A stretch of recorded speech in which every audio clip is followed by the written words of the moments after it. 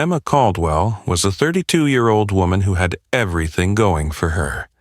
A promising career as a freelance graphic designer, a close-knit group of friends, and a loving fiancé named Mark.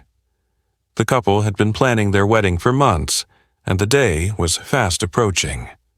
Emma, always the organized one, had every detail set.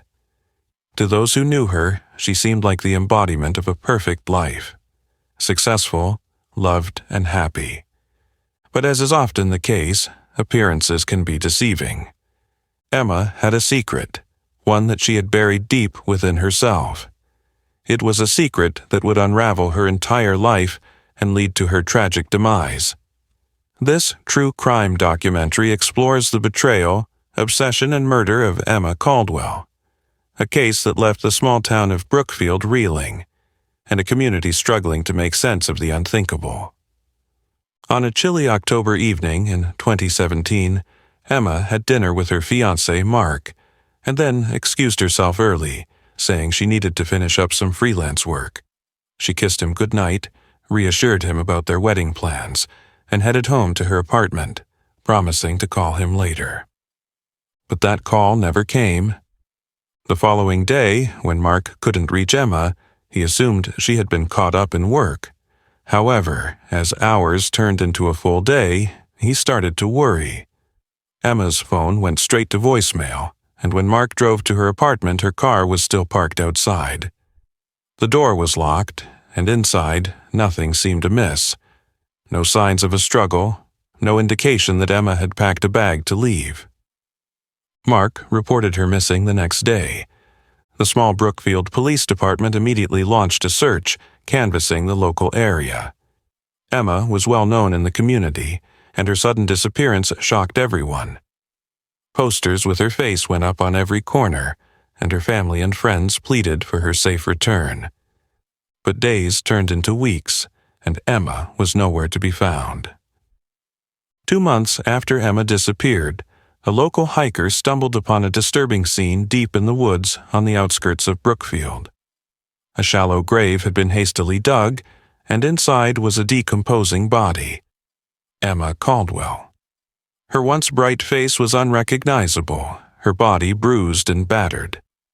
The police were called immediately, and the case shifted from a missing person investigation to a murder investigation. The discovery of Emma's body shattered the town. How could someone so full of life be gone in such a brutal way? The police knew they were dealing with more than just a random act of violence. This was personal. Emma had been bound with ropes, gagged, and left to die in a place far removed from her daily life. Whoever did this knew her well enough to carefully orchestrate her murder and conceal the crime. As the investigation progressed, detectives began to unearth troubling details about Emma's life. Behind the image of the perfect fiancée and career woman lay secrets that would shake the town of Brookfield to its core. While interviewing Emma's closest friends and colleagues, detectives discovered something they hadn't expected. Emma had been involved in an extramarital affair for the past 6 months. The man she had been seeing was a former college boyfriend, Daniel Brooks. Daniel lived in a nearby city and worked as a real estate developer. The affair had rekindled when Emma ran into Daniel at a work conference. What began as a nostalgic encounter had escalated into something more dangerous, a hidden relationship that no one knew about. But Daniel wasn't just any ex-boyfriend. He had a history of possessive behavior and jealousy. When their relationship ended in college, it had been turbulent, with Daniel often refusing to let go. Several mutual friends remembered Daniel showing up unannounced at Emma's apartment, sending her hundreds of text messages, and even once threatening to harm himself if she didn't come back to him. For detectives, Daniel Brooks immediately became a person of interest. Could Emma's secret affair have led to her murder? Did Daniel's unresolved feelings drive him to commit the crime? The police wasted no time bringing him in for questioning. Daniel Brooks initially denied any involvement in Emma's disappearance. He admitted to the affair, but claimed that he hadn't seen Emma in weeks. His alibi, however, was shaky. He said he had been out of town on the night Emma disappeared, but there were no hotel records to back up his claim. As detectives pressed him, Daniel's story began to unravel. Under intense interrogation, Daniel eventually cracked. He admitted to meeting Emma on the night she disappeared, but insisted it had been an accident. According to Daniel, the two had argued in the car. Emma had told him she was going to break things off for good, and in a fit of rage, Daniel claimed to have pushed her too hard. But the crime scene told a different story.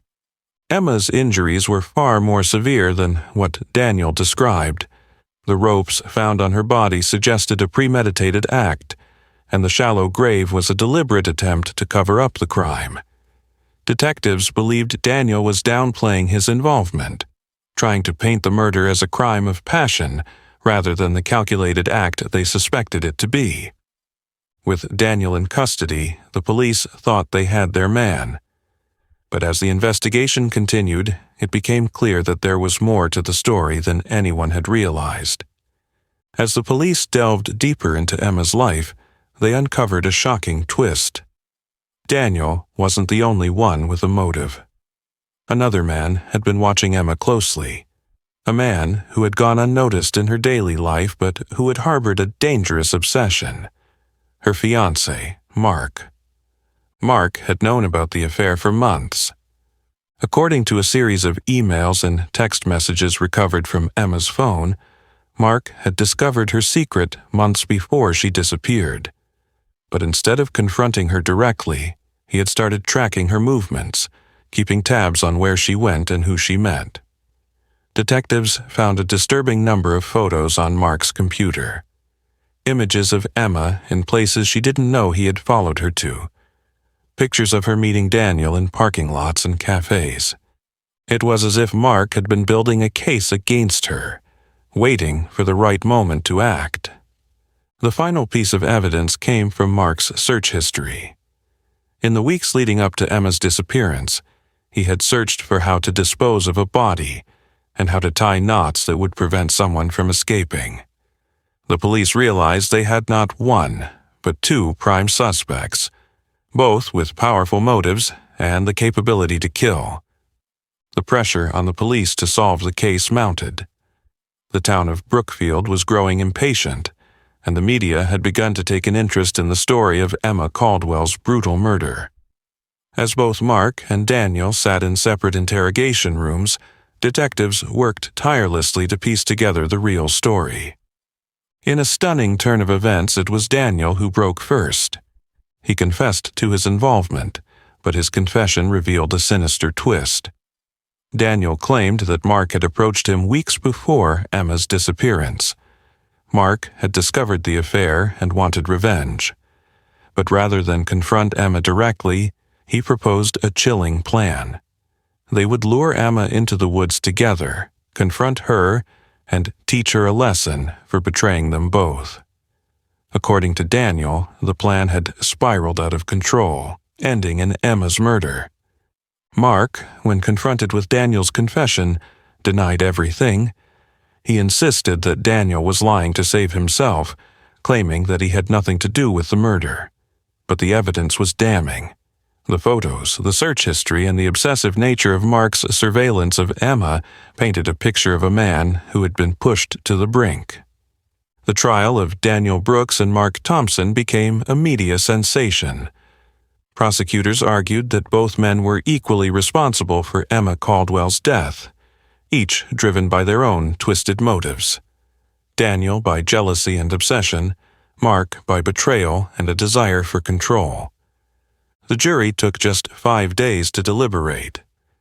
In the end, both men were found guilty of first-degree murder and sentenced to life in prison without the possibility of parole.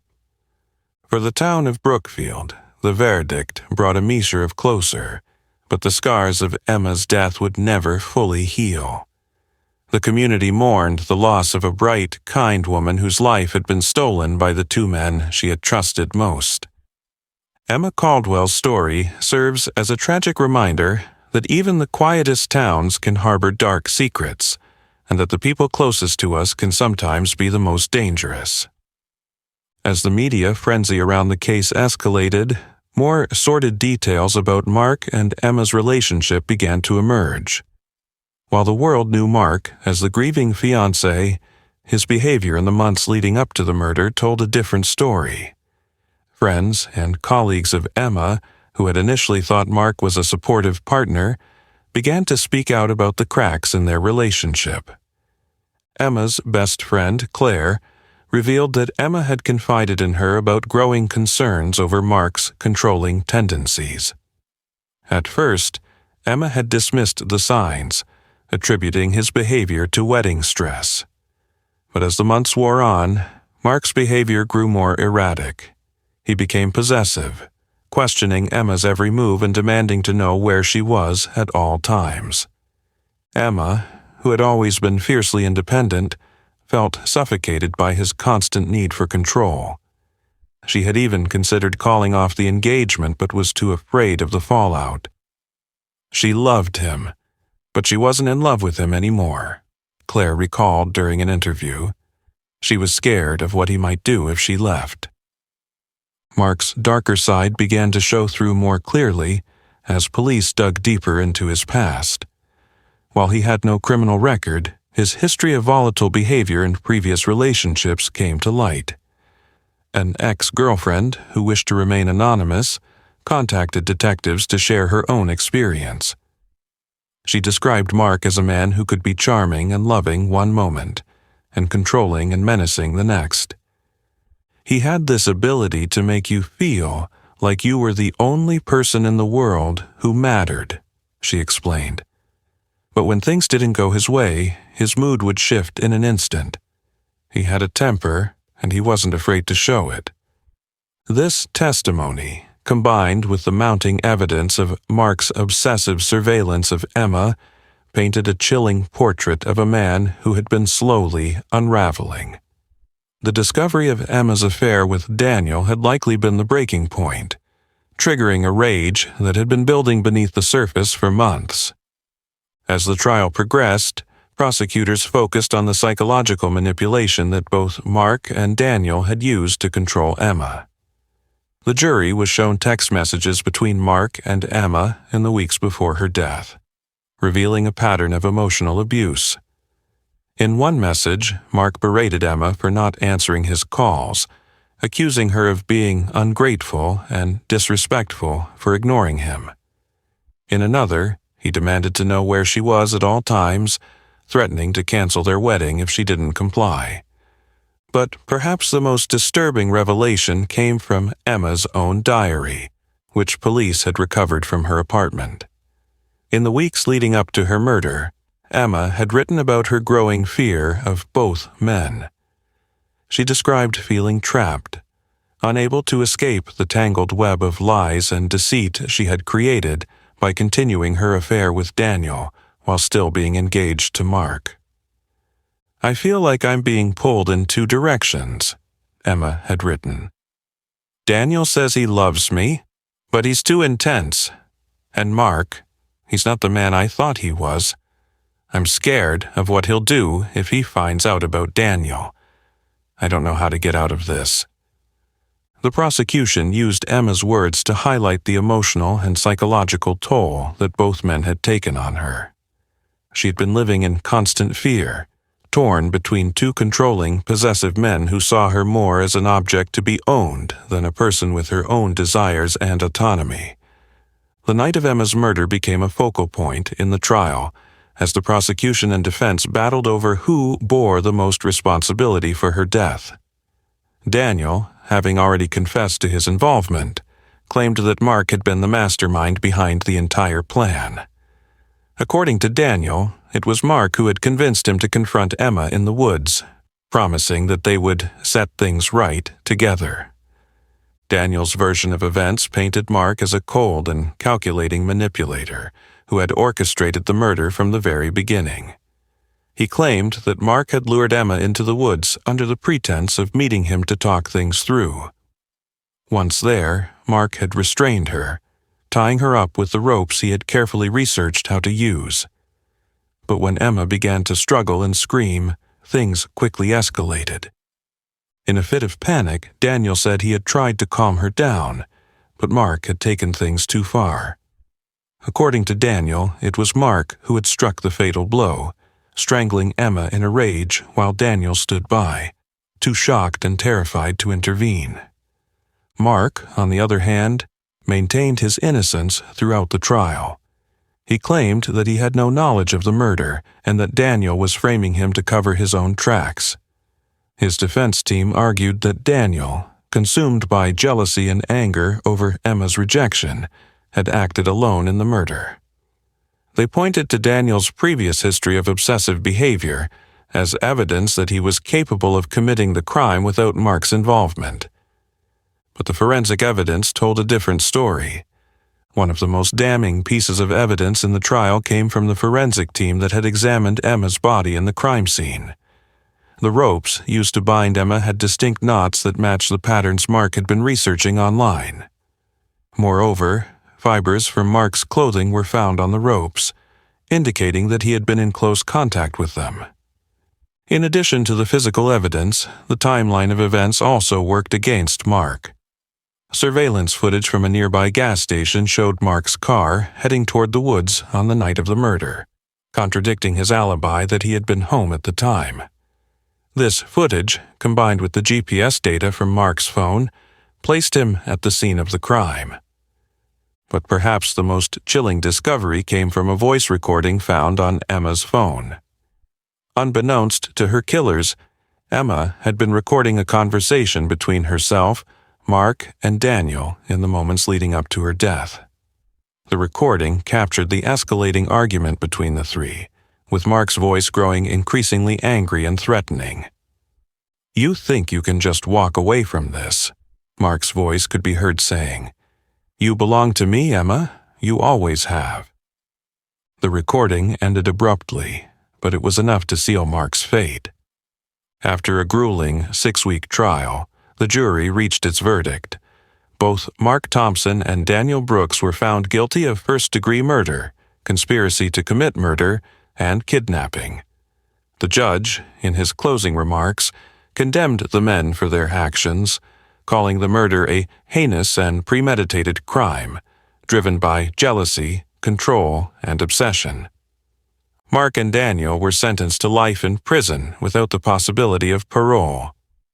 For Emma's family and friends, the verdict brought some measure of justice, but it could never truly heal the wounds left by her death. The town of Brookfield, once a quiet and peaceful community, had been forever changed by the murder. The case had revealed the dark underbelly of relationships built on control and manipulation, a stark reminder that even the people we trust the most can harbor dangerous secrets. In the years following the trial, Emma's family established the Emma Coldwell Foundation, a non-profit organization dedicated to raising awareness about emotional abuse and coercive control in relationships. The foundation works to provide resources and support for individuals who find themselves trapped in toxic or abusive partnerships, helping them find a way out before it's too late. Emma's story became a cautionary tale, a reminder that love can sometimes turn deadly when mixed with obsession and control. Her life, once filled with promise and potential, had been cut short by the very people who claimed to love her the most. The town of Brookfield continues to remember Emma through annual vigils and memorial events, ensuring that her story is never forgotten. For those who knew her, the pain of her loss remains, but they take solace in the fact that her legacy is one of hope and strength for others who may be suffering in silence. Emma Caldwell's story is a haunting reminder of the dangers that can lurk behind closed doors, but it also serves as a beacon of hope for those who need a way out.